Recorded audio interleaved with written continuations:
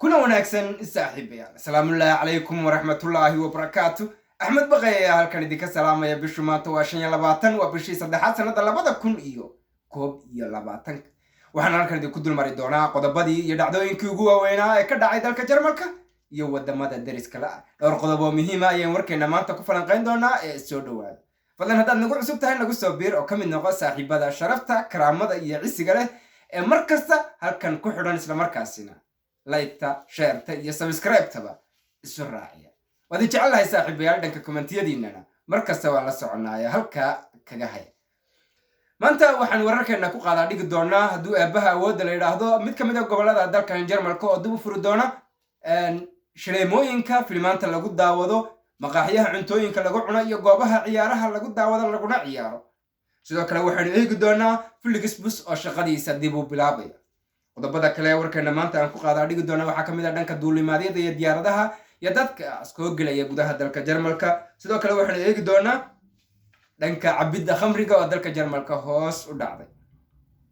magaalo ku taala dalka Jarmalka qaasatan gobolka Baden-Württemberg oo oday weyni dab qabadsiiyay guri uu deganaa wiilka qaba inantiisa qisadaasi sida u dhacday iyo waliba inay cid wax ku noqotay in kale ayaynu falanqeyn doonaa sidoo kale waxaan qaadaa dhigi doonaa dalka Jarmalka oo qaali gareyn doona sigaarka waxaanu kale eegi doonaa haddii aabaha wada la yiraahdo go'aamadii Angela Merkel ay soo saartay dhawaan ee ku saabsanaa dhanka goobaha cibaadada iyo in online salaadaha lagu tukado oo aad loo hadal hayo isla markaasina wadaaddo waaweyn ay ka hadleen qodobadaas iyo qodobo kale ayaanu warkeena maanta ku falanqeyn doonaa insha Allah saaxiibayaal ilaa dhamaadka warka daawada siina gaarsiiya kuwa markaasi aan la joogin ee meelahaas kale dhagaha waaweyn واتهاي حالته ugu dambeeyay coronavirus 24 saacadood oo dambeeyay la diiwaan galiyay waxa uu coronavirus ku dhacay 22657 qof ama kiis oo cusub waxaana uu geeriyooday 227 ruux tirada guud isku celcelis xaaladda coronavirus waxa ay maraysaa 113.3 kiis boqolkii kun ee kiis ee markaasi gudaha dalka Jarmalka ku dhacay haddaba aan ku bilowno gobolka Saarland gobolka Saarland madaxweynaha gobolkaasi ayaa sheegay in Austin-ka ama fasaxan inagu soo socday ee bisha Abriil bilowgeeda marka uu dhamaado uu dib u furi doono gobolkaasi waa madaxweynaha gobolka Saarland waxa uu sheegay inuu dib u furi doono 6da bisha Afraad waa kadib Austin-ka fasaxiisa haddii xaaladdu sidan si ahaato oo boqolkii kun ama ilaahdee ay tiradu ku hooseyso 100,000 gobolkaasi isla markaasina ay xaaladdu sida hadda u sii fiican tahay u sii fiicnaato inuu dib u furi doono shaleemooyinka filmaanta lagu daawado goobaha ciyaaraha iyo waliba maqaaxiyooyinka balse waxa uu sheegay inuu qof kasta oo goobahaasi galaya qasab looga dhigayo in uu haysto ama uu soo qaatay ama uu sameeyay ama uu soo maray baaritaan ku saabsan coronavirus isla markaasina la xaqiijiyo qofkaasi inaanu qabin xanuunka coronavirus sidoo kale waxa uu madaxweynaha sheegay xitaa inuu 10 qof inay israacaan u ogolaan doona marka banaanka loo baxayo oo iminka tiradu aad u koobanta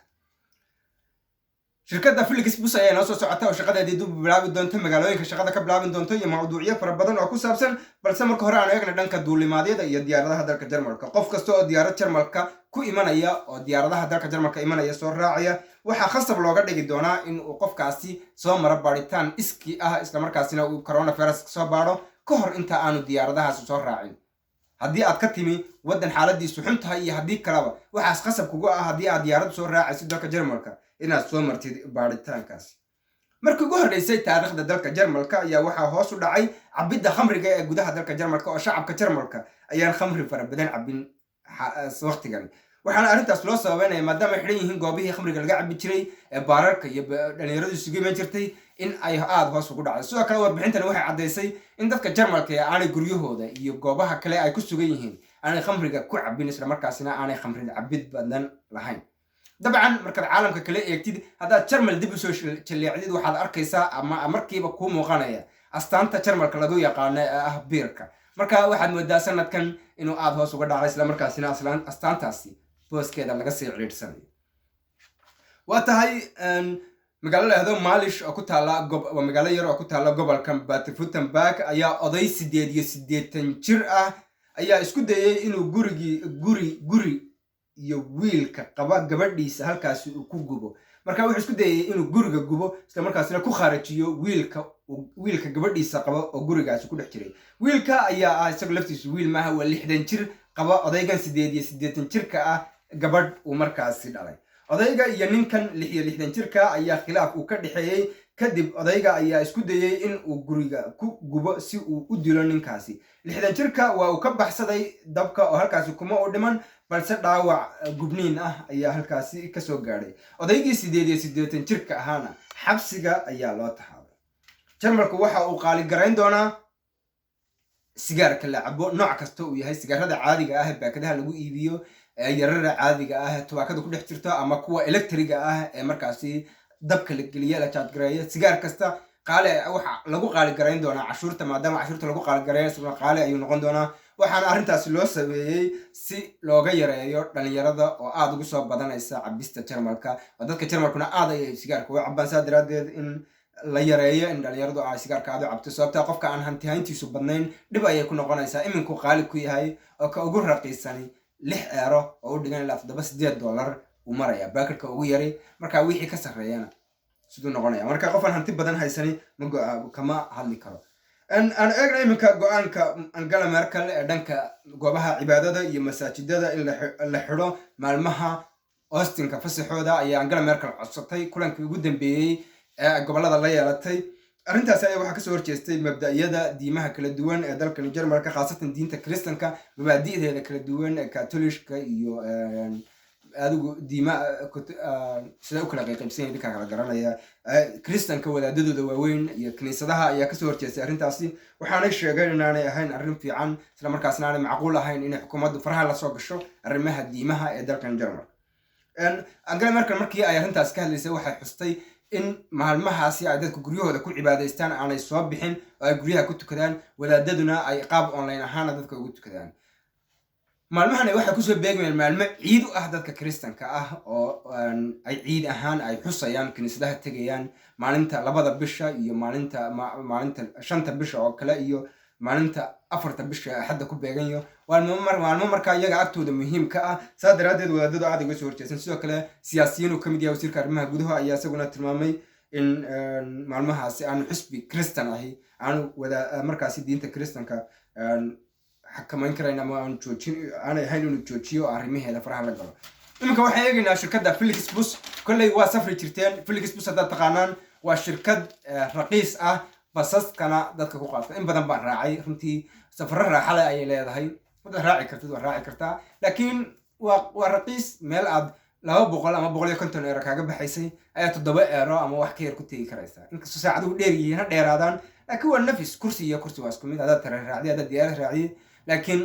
qarashka iyo jeebka ayay u kala fiican yihiin. marka ninkii jeebkiisa u turaya isla markaasna Flixbus raaci jiray, maanta ayay dib shaqadeedii u bilowday shirkadda Flixbus. Flixbus ayaa maanta shaqadii dib u bilowday, waxaana shaqada ka bilaabaysaa 40 magaalo oo ku yaala gudaha dalka Jarmalka. toddobaadada soo socda ayay tirada magaalooyinka ay markaasi ka shaqaynayso kordhin doontaa. sidoo kale bisha 6aad ayay badin doontaa basaska shaqada ku jira. sidoo kale waxa ay bisha 6aad dib u furi doontaa Flix train ama tareenadii shirkadda Flixbus maaha adigu marka tareenadeeda waxa la yiraahdaa Flix train, basaskeedana Flixbus baa la yiraahdaa. marka idinka kala turjumanaya. المهمة على كل حال على شاي سداسي نقنيسا warbixintani maanta intaas ku soo afmeerina saaxiibayaal. warbixintan haddii aad ka heshay like-ta ku qabo, haddii aanad ka helinna dislike-taba ku qabo. who cares? muhiimaddu waxa weeye inaad cabirtaa dareenkaaga iyo sidaad uga heshay inaad ka helin. haddii wax ku cajabiyo kolley lacag iyo waxyaabo kale kuma jirin oo idinka raali gelinayaa.